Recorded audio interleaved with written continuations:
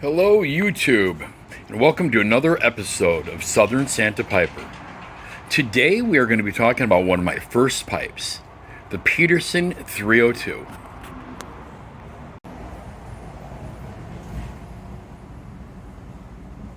Good afternoon, and welcome to another episode of Southern Santa Piper. I'm your host, Kenny, and today we're going to be talking about one of my very first pipes, the Peterson 302. It's a system pipe. This particular pipe is their bent apple. And one of the things that I've always loved about this pipe, from the day I've first seen it in the pipe shop, was this beautiful rustication, totally rusticated with this smooth little bit underneath where they put their name and the model number. But it's rusticated in such a way it almost looks like a blasted pipe with little nubs of, and it's hard to see. So there will be pictures up on both my Facebook page and my Instagram account. And you will see that there is quite a bit of just these like beautiful purplish burgundy nubs that kind of cover the surface of this pipe. And it really is a stunning pipe in person. I haven't seen one quite like this. It's one of the reasons I love this pipe so much. I find it very unique. You guys are probably all curious what I'm smoking in here today. Don't hate me. Yes, the frog. This particular tin, 2017. It's my last tin of frog. Once I finish up what's in that catch-all tray, I'll throw it back in the tin and then back in the jar. It doesn't stay in the tin very long. I only bring it out in the tin when I'm smoking out here. And sometimes I'll even just leave it in the jar. But back to this 302. I first started smoking a pipe when I was about 18 years old. I cannot give you the exact date I bought this. My memory is not that great anymore. But I can tell you it was between the time I was 18 and the time I was 26. Because at 26 I got married. At 18 I was working in the shopping mall. I was working at the Woodfield Shopping Mall in Schaumburg, Illinois. At that time, I had two jobs. I worked at the Outrigger, which is a high-end men's clothing store, as well as Jarman Shoes. Occasionally, they would have me fill in at their sister store, which was Johnson & Murphy. But most of the time, I was in Jarman's. Got some good experience there, made good money for being in high school. But during my breaks, I used to love hanging out at the tobacco stores. Mostly because I worked in the mall and I walked around a lot. And like many things when you're a teenager, you're walking around and the various smells are inviting. That's how I ended up trying a lot of food. But the tobacco stores kind of pulled me in. And I started becoming friends with the guys. Started having conversations. It's like, wow, I like these guys. These guys are like me. You know, at the time, I was into like classic rock and some of the progressive bands. Yes, Genesis, King Crimson, as well as classics like Aerosmith and Led Zeppelin. And these guys were just cool to me. Bearded guys in many cases. Liked the same kind of stuff. Led them into fantasy and science fiction. They were my kind of geeky people. And good bunch of guys. And when it came time for me to buy my first pipes, the name that kept coming up more than any other pipe was Peterson. Now, I don't know if brick and mortars do this today. I can tell you, though, that it wasn't like Peterson was their only line. They had lines in every shape, price point. Got to remember, Woodfield Mall at the time was the largest shopping mall in the world. Busiest shopping mall. This was before all the big malls of America and all of that. But Woodfield, when it was first built, was huge. I'm sure you can, if you do a little Google, you can see on their grand opening how big it was. We had Ray Charles play there. We had all sorts of just fun times back in the day. Well, the store I worked at, Jarman, was right on the center courtyard where the Christmas tree and everything else was. We used to have waterfalls in there and all sorts of fun stuff. During my breaks, I'd walk around and really loved hanging out at the tobacco stores. My typical lunch break was going to this either little French bakery, which I cannot remember the name, or Boudin Bakery, I believe, which was a San Francisco sourdough bread shop. And I remember in high school getting away with having cheese soup, a sourdough bread, and a lovely brownie almost every time I worked, and not putting on an ounce of fat. Now I think about these things, and I've gained 4 pounds. So, but when you're 18, you can eat about anything you want. But going into those stores, the smells and the memories of those are things I'll never forget. But this particular pipe, I wasn't really interested in a bent apple. I got one of my other Petersons is kind of that standard system pipe, kind of that Paul Hungarian shape. And mine is an anniversary. I believe that's a 1990, because it doesn't say Republic of Ireland on it. It just says made in Ireland. And I believe it was their 100-year anniversary pipe of that one. That particular pipe and this one were my 2 system pipes by Peterson. Also, I have my Red Dublin by them. And I'm trying to, if that is it for Peterson's. My other new pipe I had got was a Gord Meerschaum pipe that I still enjoy quite a bit as well. But back to the Peterson here. I bought it because of the way it feels in the hand. How easy it clinches. Even today, being a denture wearer, I can clinch this pipe. And when I was a new pipe smoker, how smooth.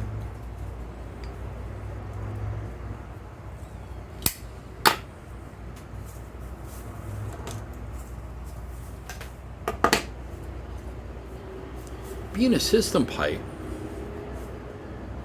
in my opinion, it keeps it fairly smooth. Your moisture is kind of dropping down to one channel, and then your draft holds off into another channel. I don't know why, but in my opinion, it keeps it very, very smooth. Now, the cons. Well, now as most people are aware, I'm a bigger fan of these types of shapes, billards. My favorite being Bings, and then very close second by Canadians, and then like Lovett's and Billard styles. I really like the Dunhill LBS style. Even that Group 4, which isn't a huge pipe, but feels much bigger than other Group 4s. Recently, I've become interested in some of the Dunhill pot shapes after buying one, Estate 1, and it's a great smoker for English tobacco. But these bent apples, these are nice. They're a nice hand feel.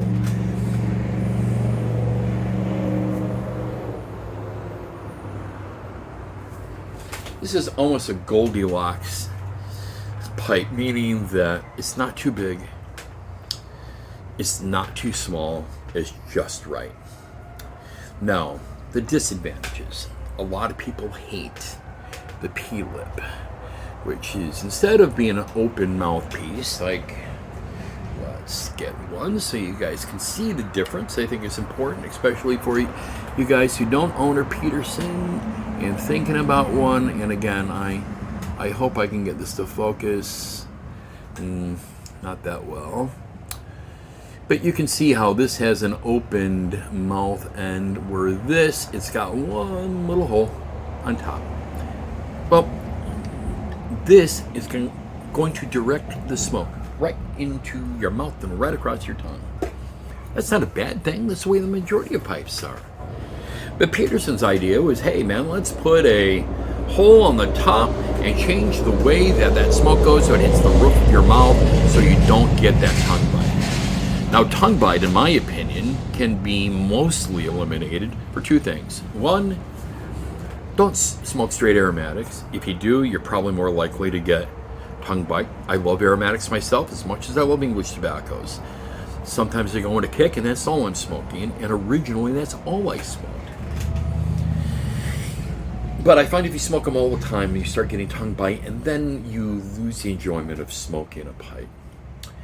This will help that drying your tobacco. Dry, dry, dry, dry, dry. You're going to hear me say that all the time. If I do 1,000 videos in my life, you're going to hear 1,000 times dry, dry, dry. Dry your tobacco properly. Dry it, and it will reward you in great flavor and much less tongue bite. I'm going to tell you, I don't get tongue bite anymore, and I smoke fairly fast. I'm enjoying this today with coffee, iced coffee, just cream, no sugar. My ice is melted. It's 81 degrees today. We're going to get another cold front come through here over the weekend, probably from all that snow y'all are getting up north. But here in north central Florida today, it was a perfect day. I woke up and it was 71 degrees. It was 77 by midday with a high of 81. We got there at about 4 or 5 o'clock typically. It's late afternoon now, and sun is starting to fade down, starting to go down. It's late afternoon time. It's starting to get lower in the sky. I can see it on the other side of my tree line here. And it's just a great time to be out smoking a pipe. It's going to be a little cooler. I welcome that. We don't get a lot of cool weather here, so it's always nice. Please, if you've never tried one of these, get one. Now, the cons, I'm going to tell you, is that for me, I like a really easy draw. This is not my easiest pipe to draw. Sometimes you've got to pack it really well, not too tight. But if packed well, it's a nice draw, but it is a harder draw.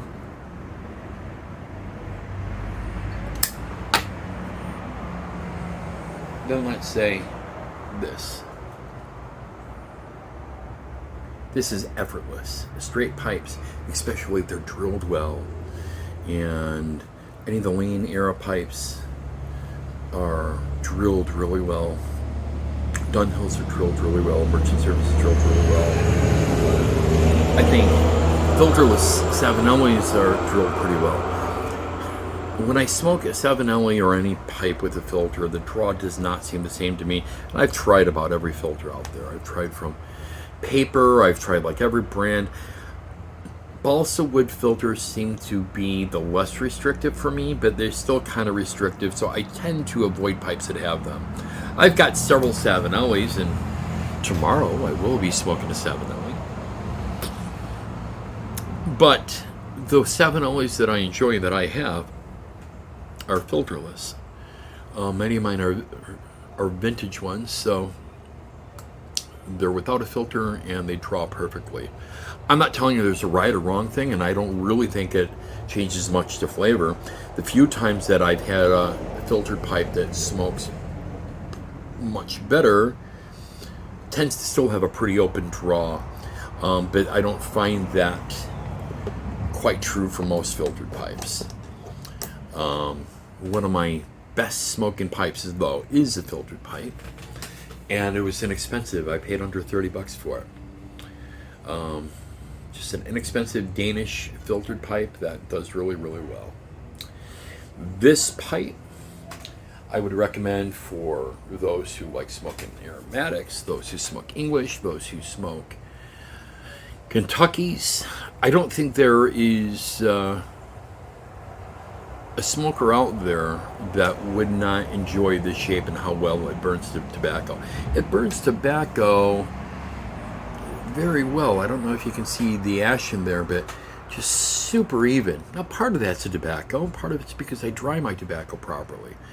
But it doesn't take me long to smoke this bowl. If I was smoking it continuous as I was talking here, it would have been done.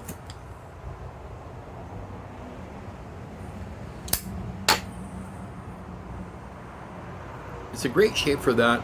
And this apple, it's wonderful because the way it dispenses the heat, you're never going to get a hot pipe on your hand. Even before it's broken and you've got some cake buildup, and even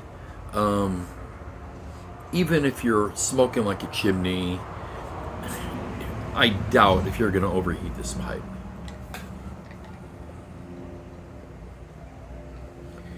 Don't overpack. Take small sips. and try not to pull too hard. It's my biggest issue, again, that I've had with these. They're really picky on packing. If I tend to overpack, I just pull my tobacco out. I always try my tobacco before I light it. Sometimes after I've packed it, it gets a little tight.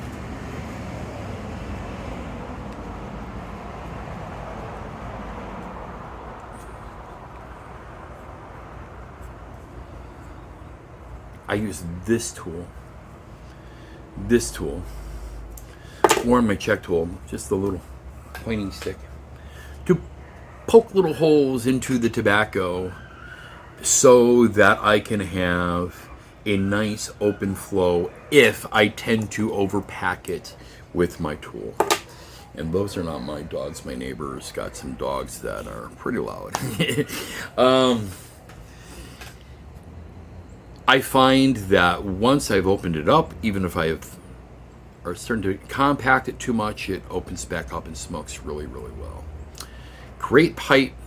Again, I highly recommend the 302 for those who don't have a 302.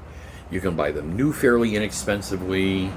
You can find them on eBay or Etsy or a variety of other places that sell estate pipes fairly inexpensively. I would highly recommend an estate pipe if you want to save yourself a little bit of coin. But again, even in new pipes, these aren't going to break the bank. And there are some versions of this that are absolutely stunning. I mean, stunning. I've seen beautiful sandblasted versions. I have seen some pretty ornate stems. You're not going to go wrong with a Peterson pipe. If I had to pick one of the major brands, and when I'm saying major brands, I'm not talking even about like Dunhill or Merchant Service or some of the other brands that are very well liked, but maybe a little harder to find. I'm talking more, maybe a little bit more common brands. Rozzi, Savinelli, Peterson, a little bit more of the affordable brands out there. Some of the pipes that are coming out of France.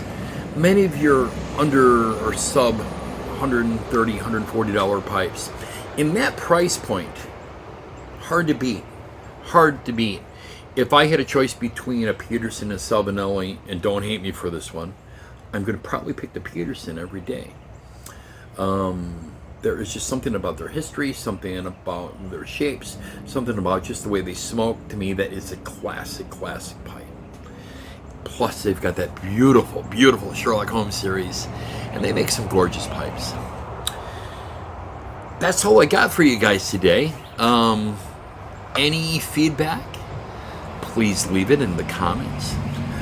I really am enjoying doing this. I'm sorry if I'm flooding you guys with videos. I'm giving you like a video a day right now, and that's probably just because I'm new to this. I'm going to probably slow off to once a week, and then the goal is to do maybe one live video a week. I'll get your guys' input on that. I would not mind doing a live video, and maybe you guys joining in, and we can smoke together.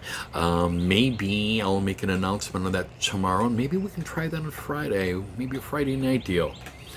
And we can all sit around and smoke pipes together, and I don't know if I'll be able to answer questions and do this at the same time from out here, because I've never done that. So we'll see how it goes. I may just be sitting out here talking to myself, and you guys are asking me a lot of questions that I have no idea because I can't see, because I'm doing it from my cell phone. But I appreciate that you guys are here with me, and gals. I do not discriminate. I don't care who smokes a pipe. It could be an alien who's purple. If you smoke a pipe, I'm going to probably like you. I think that us pipe smokers are a unique breed. And I think us kind of sharing our stories and talking about the things we like, I'm hoping that this helps you guys make maybe some decisions on pipes that you've been maybe on the fence for, or maybe trying something that you've never tried before. I'm just trying to have some fun with this, occupy my retired self, and I'm hoping you guys enjoy the content. If you enjoy the content, please subscribe. hit the little bell symbol for notifications on when I release a new video. Go to my Facebook page, subscribe to that. I'm also on Instagram. On Facebook and Instagram, I will be sharing my video links to my YouTubes, as well as posting photos. I'm going to probably, this weekend on the Southern Santa Piper page, I will probably be uploading quite a few videos that I have posted previously in groups, just so we've got kind of a archive of some of my pipes and all in one location. Again, thank you for joining me here on Southern Santa Piper, and you all have a blessed evening. Keep them lit and keep them smoking. Good night.